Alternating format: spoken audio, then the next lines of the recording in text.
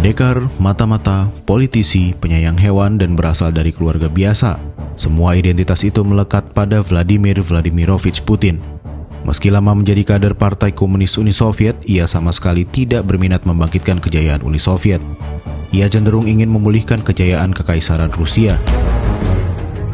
Putin memimpin salah satu negara terkuat di dunia dengan 900.000 tentara aktif dan 2 juta pasukan cadangan. Rusia, negara yang dipimpinnya sejak 1999, memiliki lebih dari 40.000 kendaraan lapis baja dan tank.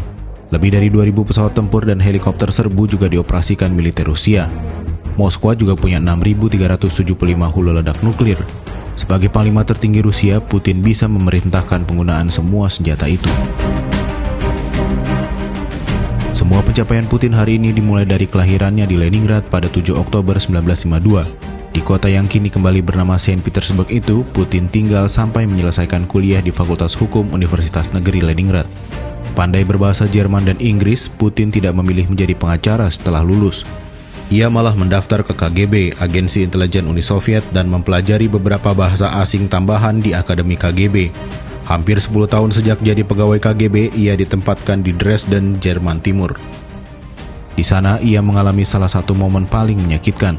Tembok Berlin runtuh mulai November 1989. Keruntuhannya merambat hingga Uni Soviet pun bubar.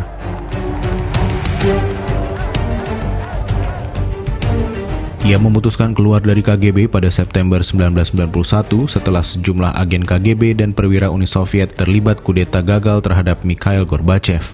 Meski gagal, kudeta itu semakin melemahkan Uni Soviet dan posisi Gorbachev. Negara-negara bagian di bawah Uni Soviet meminta merdeka. Karir Putin di pemerintahan dimulai sejak 1996 saat ia pindah ke Moskwa dan mulai bekerja di Kremlin. Awalnya ia menjadi wakil kepala Departemen Pengelolaan Bisnis pada kantor kepresidenan Rusia pada Agustus 1996. Belum setahun ia lantas dipercaya menjadi wakil kepala kantor pengelola kepresidenan.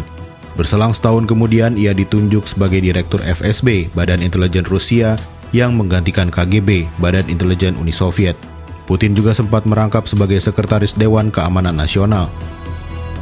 Presiden Rusia Boris Yeltsin lalu menunjuk Putin sebagai Perdana Menteri Rusia pada Agustus 1999. Manuver itu mengejutkan karena Putin nyaris tidak dikenal, baik di Rusia maupun luar Rusia.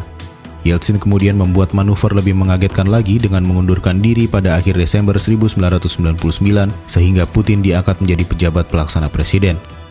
Pada 2012, Putin resmi menjabat sebagai Presiden Rusia hingga saat ini.